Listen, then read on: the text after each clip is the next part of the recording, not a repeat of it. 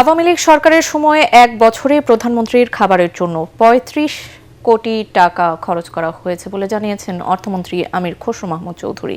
জাতীয় সংসদে তিনি বলেন, মুজিব শতবর্ষ উদযাপনে রাষ্ট্রের ৯৮২ কোটি টাকা অপচয় করা হয়েছে। অর্থ পাচারকারীদের সাথে কোনো আপোষ নয় জানিয়ে মন্ত্রী আরও বলেন, অর্থ কেলেঙ্কারির সাথে জড়িতদের বিরুদ্ধে ব্যবস্থা নেয়ায় চাঙ্গা হতে শুরু করেছে শেয়ার বাজার। ইমদাদুল্লাহ বাবুর রিপোর্ট।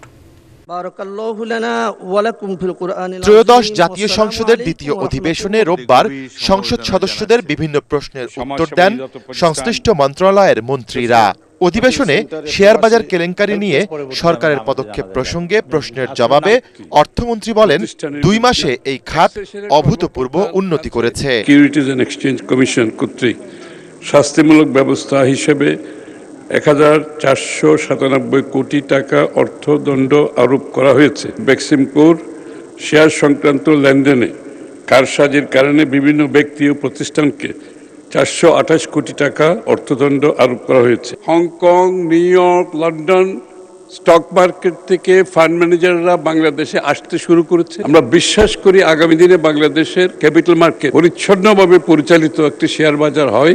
সরকারের আয় বৃদ্ধিতে কর আওতা বাড়ানো প্রসঙ্গেও কথা বলেন অর্থমন্ত্রী। সমস্ত বাংলাদেশে যারা এখন করের আওতায় আসে নাই, তাদের সাধ্যের মধ্যে যতটুকু ট্যাক্স দিতে পারে একটা ফ্ল্যাট রেট নির্ধারণ করছি আমরা, এলাকা ভিত্তিক সাধ্যের মধ্যে যতটুকু তারা কর দিতে পারে। আমরা একটা বড় ধরনের নেটওয়ার্ক তৈরি করছি। আরেক প্রশ্নের জবাবে বিগত আওয়ামী লীগ সরকারের মুজিব বর্ষ পালনে অপচয়ের চিত্র সংসদে তুলে ধরেন আমির খসরু।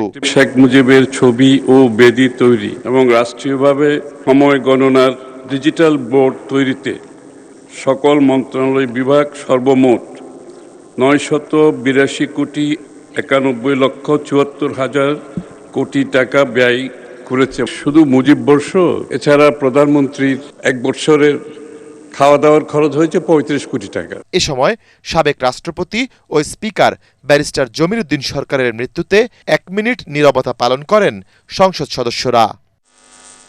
আলোচনায় বক্তারা বলেন, গণতন্ত্র সমুন্নত রাখতে তাঁর অবদান চিরস্মরণীয় হয়ে থাকবে।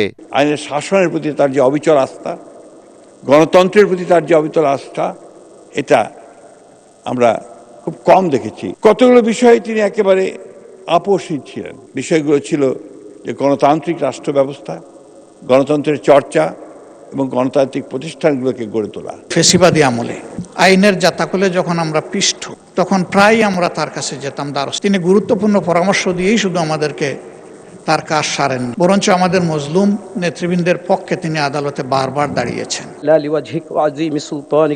পরে সাবেক স্পিকারের বিদেহী আত্মার শান্তি কামনায় বিশেষ মোনাজাতের মধ্য দিয়ে অধিবেশন মুলতবি করা হয়। ইমদাদুল্লাহ বাবু, ATN বাংলা, ঢাকা।